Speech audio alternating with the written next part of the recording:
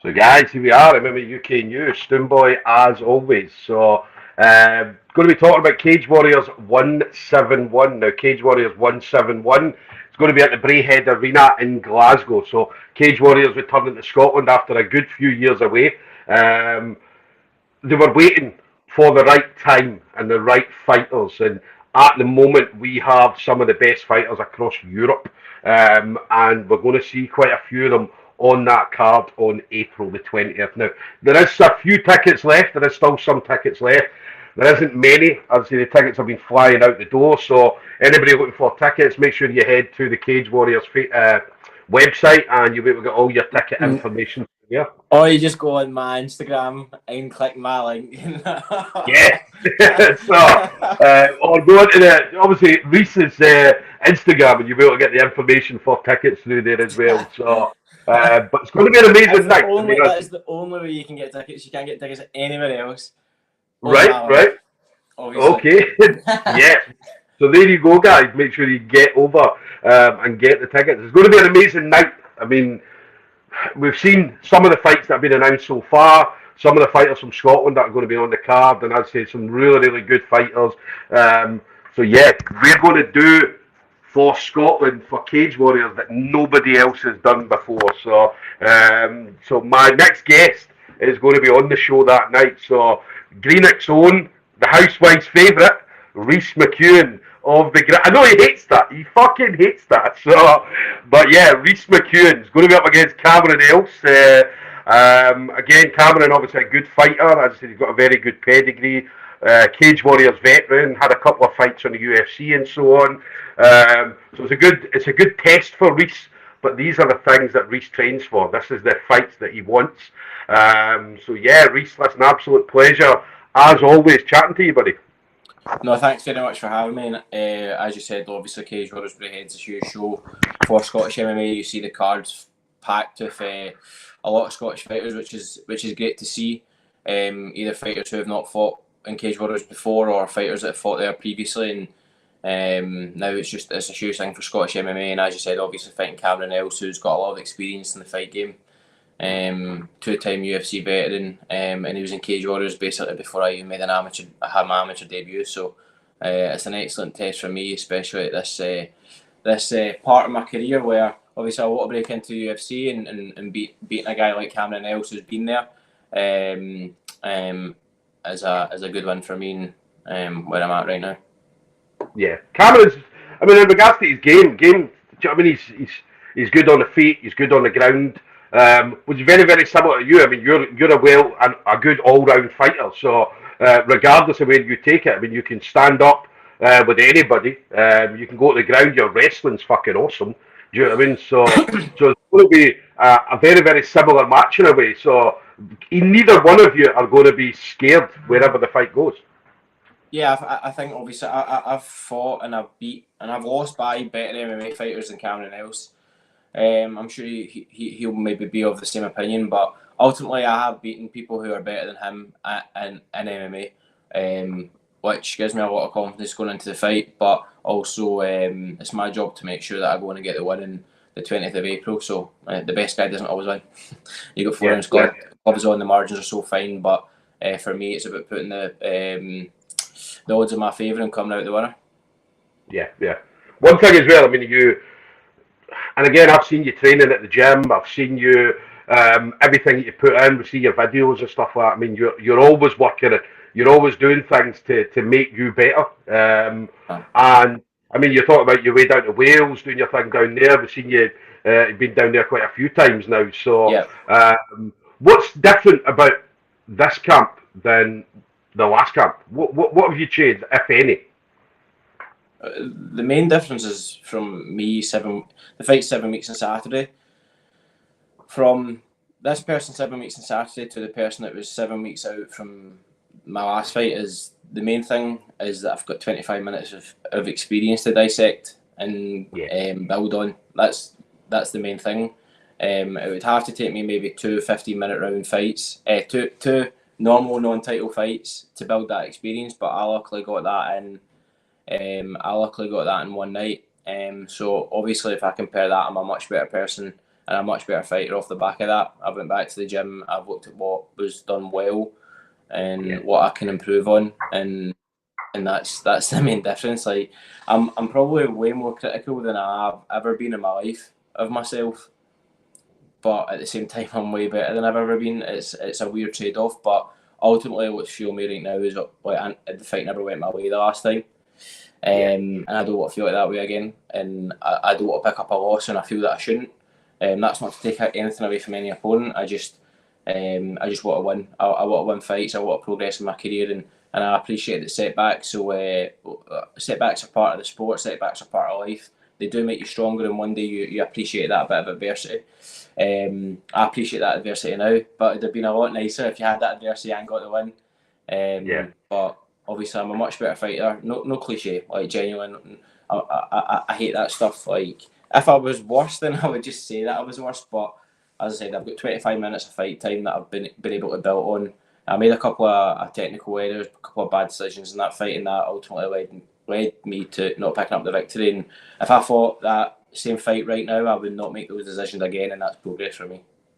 Yeah. I was taught. Do you know what I mean? I remember I was there, and do you know what I mean? Obviously, 100% supporting you, and I just like the first round. Obviously, you got that cut in the first round, which would have stopped a lot of people. A lot of people would have gave up at that point, but you kept coming and went the full distance. Do you know what I mean? And as I said, it was quite a bad cut, very, very bad cut, but no, you kept going. As I said, you had the heart and the experience as well, just to keep going. Yeah, I think ultimately, I know you said before you didn't want to talk about the last fight, but like you can't just pretend that like that never happened. Like that's a huge fight in my life. Like that's a huge fight in my career.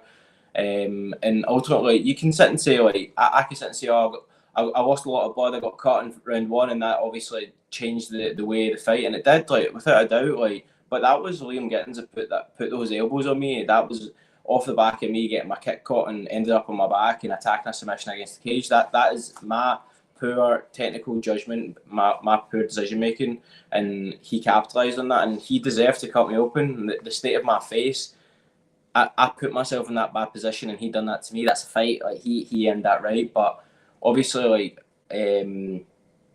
everyone says they've got heart, everyone says they've got great determination, but you don't really realise until you are in a situation like that. And for me, again, it's a weird feeling when you're in the cage and you're like, is it raining in here? Like Yeah. And then you look down, you go, whoa, like that's coming from my head. And then you're like, is this fight going to get stopped? Because I don't know what this looks like. And then you have to go there and fight round two. You lose a wee bit of composure and stuff. And again, see the next time I get cut open, hopefully it's not in the foreseeable future. But I've dealt with that. And I went on and I fought 20 minutes with essentially like blurred vision and feeling sick through losing blood. And in my head, I was like, I'm not quitting tonight. I'll just continue to try and find a way to win. And if I can't come out as the winner tonight, then I'm going out of my shield. I will not get stopped tonight.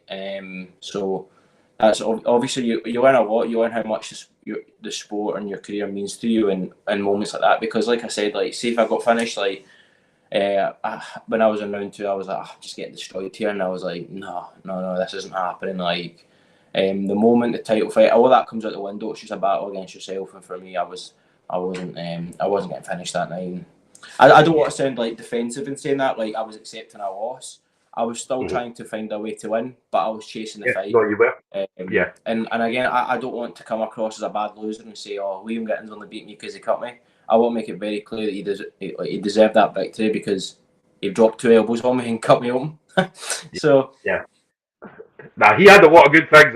I spoke to him in the back after it, and he had a lot of good things to say about you. So much respect for you as well. Do you know what I mean? So, and he said the same thing. He was like, when he saw the blood, he thought it was going to be over.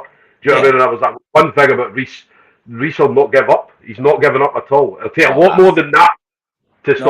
I always do say that. Like I do like try and like pride myself on having a lot of mental strength and toughness, but again, you don't really realise that until you are in a situation like that. And if I can fight 20 minutes after that state of mind, like going in fighting for 15 minutes is an absolute not a beat. But it puts the 15 minutes into perspective. And also, like, you talk about the last fight, Cam, again, like, no excuses, but, like, this time, 7 weeks out, I couldn't even use one of my legs. Like, I was carrying an injury, like, but I went into the fight 100%. I went into the fight 100%, but in terms of like the preparations from me now to 7 weeks before, like I couldn't even put a shin guard on my leg. I couldn't have anyone touch my leg. I couldn't kick with it. I couldn't get kicked on it. So now I feel like I've got a superpower having both legs.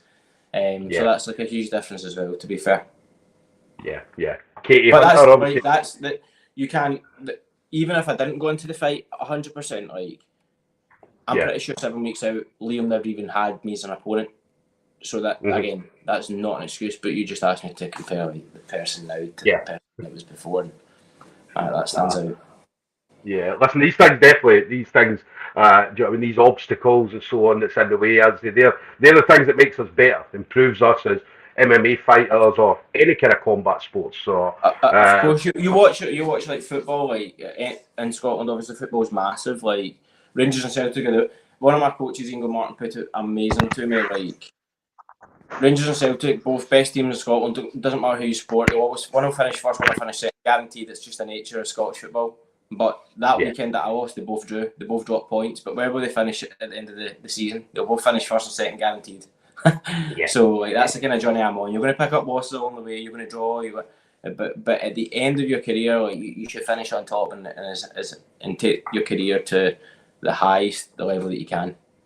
Yeah, listen, you'll definitely be there. I mean, 100%. I've said this the whole time. I mean, we're going to see you at the highest heights, definitely in the very near future. So, Katie Hunter just saying as well, future Cage Warriors champion without a doubt. Do you know what I mean? So, but again, that's the progression. I mean, you've said this the whole time. I mean, your thing was to get to Cage Warriors, become Cage Warriors champion, get to the UFC, and then go from there. So you've always said that. That's been your kind of vision, your steps the whole time that you've been in MMA. No, of course, and obviously I'm signed to Cage Warriors, and I do want to be the champ. I do want the title, but like you realise that when you are fighting for the title, how irrelevant the title actually is. And maybe my opinion could be different if I won, but when I was getting photos for the promotion side of things and wearing the belt, Cage Warriors were like that to me, like, do you want to pose a certain way? And I says no. I said it out loud. I said these pictures are irrelevant if I don't win this title tomorrow night. And if I win this title tomorrow night, I can pose however I like. And I can get as many photos as I like. But if I don't like it, these photos, these are irrelevant. Bin them. And when I was walking out to the fight, I wasn't thinking about I'm going to become champ tonight. I'm going to win the title. I was thinking about performing and winning. You can see me speak in the walkout like performance is all that matters. Because if I perform to the best of my ability and I win, the belt's a byproduct. And it's important to like realise that now. Like you see like fighters like Dominic Cruz, completely different situation where he loses a UFC belt and he says you're not attached to that belt, you're attached to performance and being the best that you can be. And I think a lot of us maybe say that and preach it. And again, I might have a different outlook if I won the title, but ultimately, if I did win the belt, it would be sitting somewhere and I'd have to give it back one day. So I think it puts it into perspective, and fight by fight, you just need to go fight by fight and then see what it takes you, continue winning, continue being better, and if I continue doing that, then the title will come, and if I don't continue to do that, then I don't have to be the champ. Yes. Let's talk about the support as well. I mean, obviously, we were down in Newcastle. We always know, I mean, wherever you've been, whatever promotion that you've been on, do you know what I mean? You always bring a lot of people. But Cage Warriors in Newcastle seem to be something very different, because, I mean, obviously when you came out, the place went absolutely wild. Do you know what I mean? You're talking about, I don't know, what was there, maybe 3,000-4,000 people? I think maybe about 2,500-3,000, but it was electric, to be fair. And 2/3 of them were there for you. Do you know what I mean? So, which was absolutely awesome. Do you know what I mean? And obviously the walkout, I mean, the place was going mental. But the way I was standing, obviously up at the back, you were able to see the whole place. And I'd say you had people, every single part of that Newcastle arena just, do you know what I mean, going wild.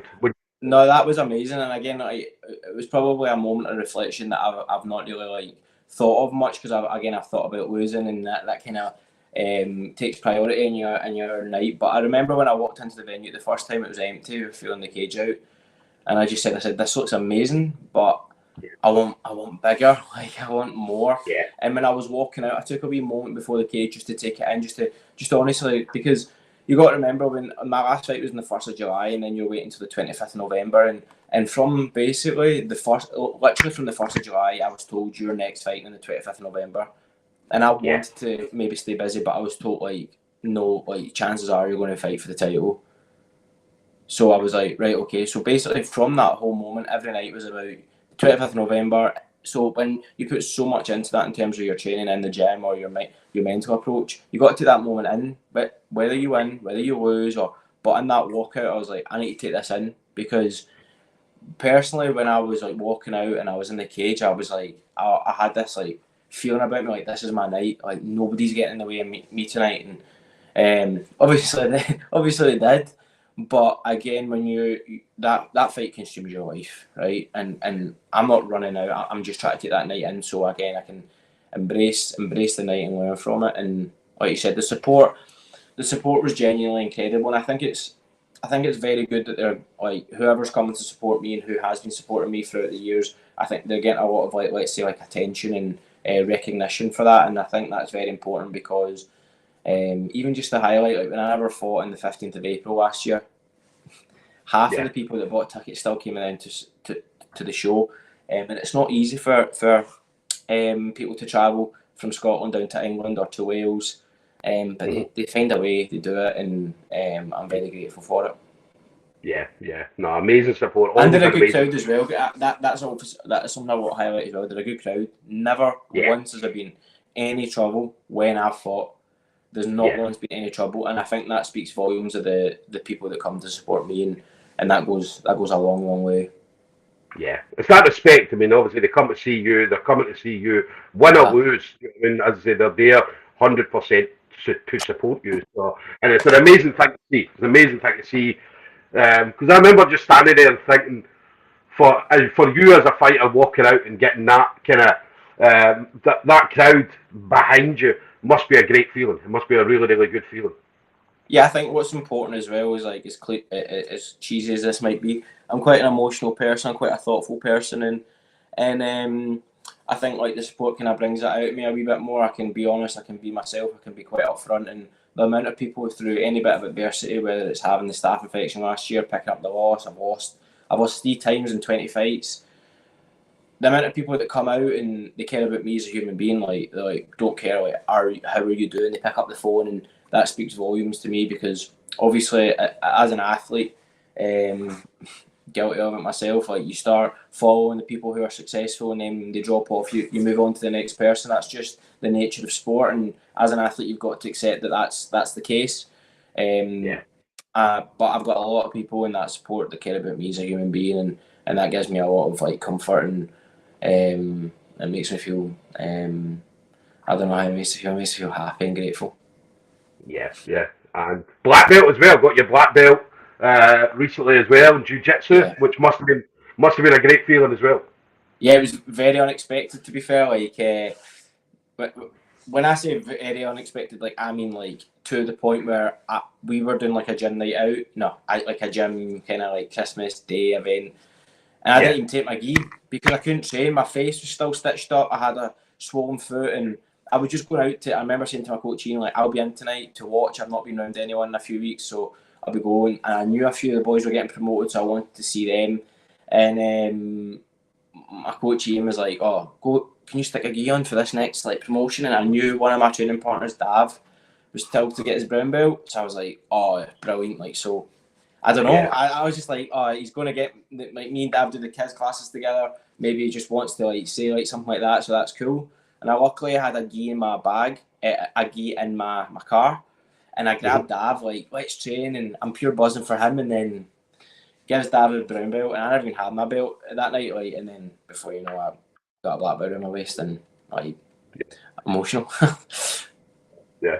It's a great feeling. Obviously, any belt in jiu-jitsu is always a great belt because the amount of time and effort you put into each belt. So obviously, to get the black belt, and I know you were talking about, we were still trying to figure out, apart from Shay, who's the youngest, second youngest. You know what I mean? I knew it would always be Shay, but Shay's like obviously an exceptional grappler, and he's world championship level grappler. I'm just an MMA guy that sticks a gear on.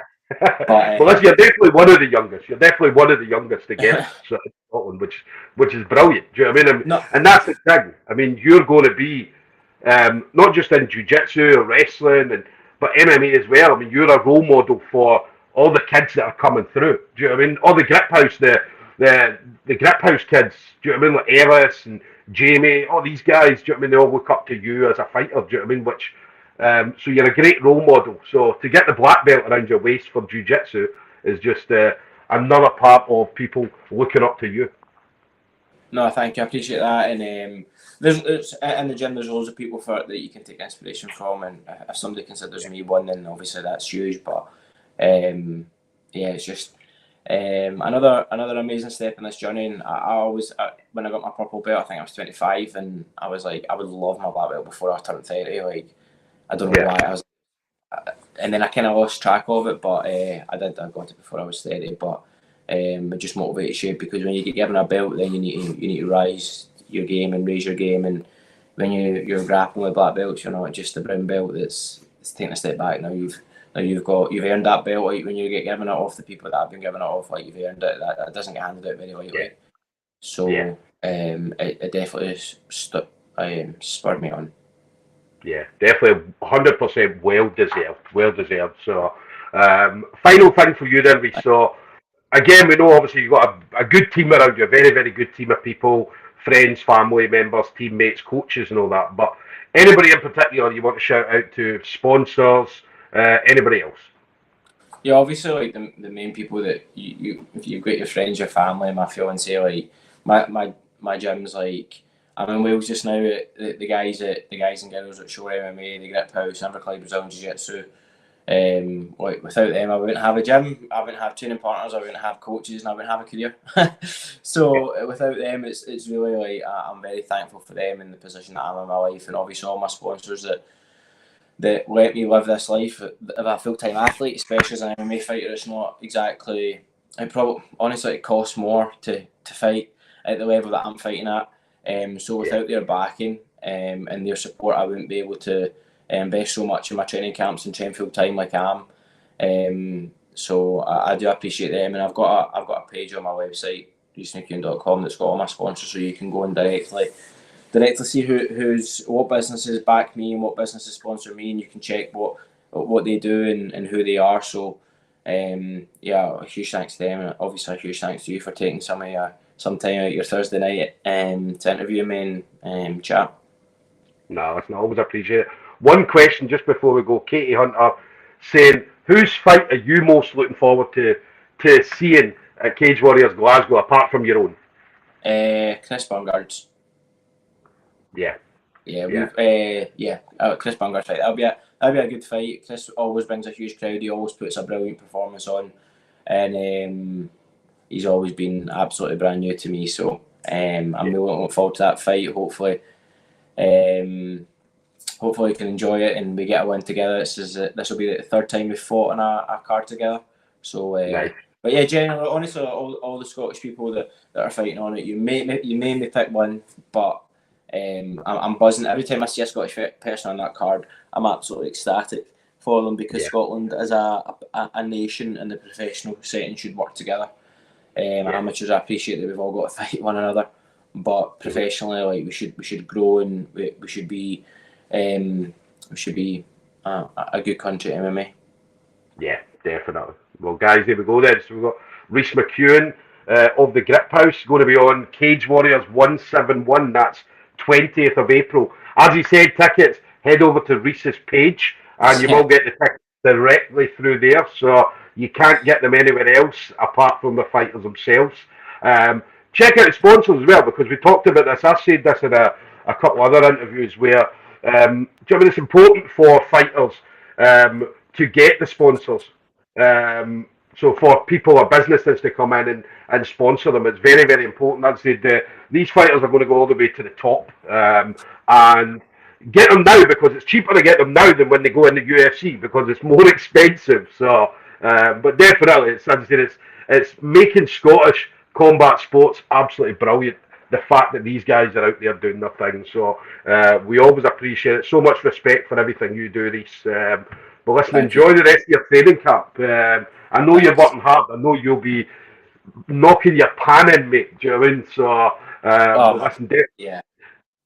My body definitely is enjoy absolutely it. broken just now. Can't believe it's only Thursday. But listen, enjoy, brother. Definitely enjoy. Check out his sponsors on his Facebook page, right? And his Instagram, because he's got quite a few sponsors, so make sure you double check them out on that. But Reece, I'll be there on April the 20th as always. It's going to definitely be great to see you again. But listen, enjoy, and I'll see you in the gym at some point soon. No, absolutely. Thank you very much for your time and for everybody that's listened. Thank you. All right. Have a good one, buddy. Take care. See you, mate.